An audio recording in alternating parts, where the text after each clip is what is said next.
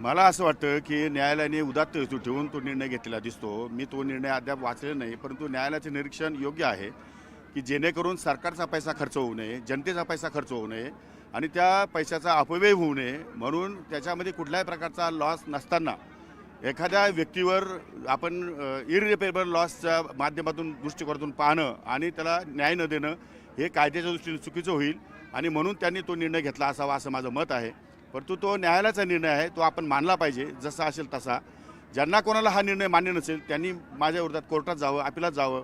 त्यांच्या बाकीचे रागदूर रस्ते मोकळे आहेत ना विरोधकांना, नाही कोण म्हटलं त्यांना.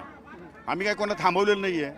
त्यामुळे ज्या ज्या विरोधकांना असं वाटतं की याच्यामध्ये तथ्य आहे त्यांनी कोर्टात यावं, कोर्टात धाव घ्यावी, PIL दाखल करावं. आणखी लागेल तेवढा आयुध आहे त्यांना हे करण्यासाठी, त्या आयुधाच्या मार्फत त्यांनी त्यांचं म्हणणं मांडावं.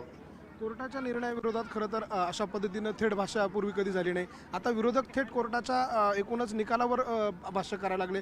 हे कितपत योग्य वाटतं? तोच विषय आहे. मी असं म्हणतो की मी कायद्याचा ग्रॅज्युएट आहे, मी वकील आहे, मी बरेच वर्ष प्रॅक्टिस पण केलेली आहे. त्यामुळे मी या निकालावरती माझं भाष्य मी कधीही केलेलं नाही. अजूनही मी सांगतो की मी हे भाष्य आता करणं मलासुद्धा योग्य होणार नाही.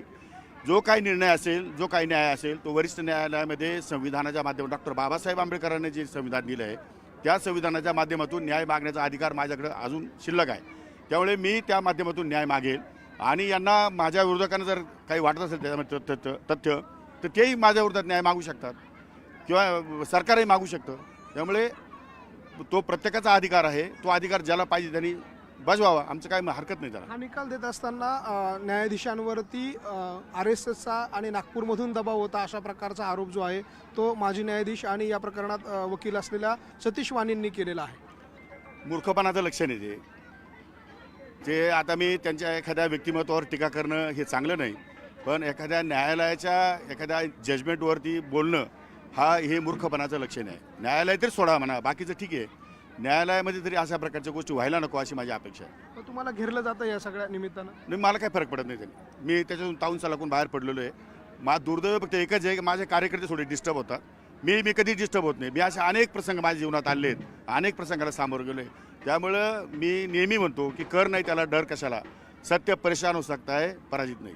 आपण बघतोय माणिकराव कोकाटे आपल्यासोबत होते. सत्य परेशान हो सकता है, पराजित नाही असं ते म्हणताय. आणि एकूणच विरोधकांकडनं ज्या पद्धतीनं टीका त्यांच्यावर केली जाते त्याला त्यांनी सडेतोड पद्धतीनं उत्तर दिलंय. व्हिडिओ जर्नलिस्ट हेमंत बागुलसह लक्ष्मण घाटोळ, न्यूज 18 लोकमत, नाशिक.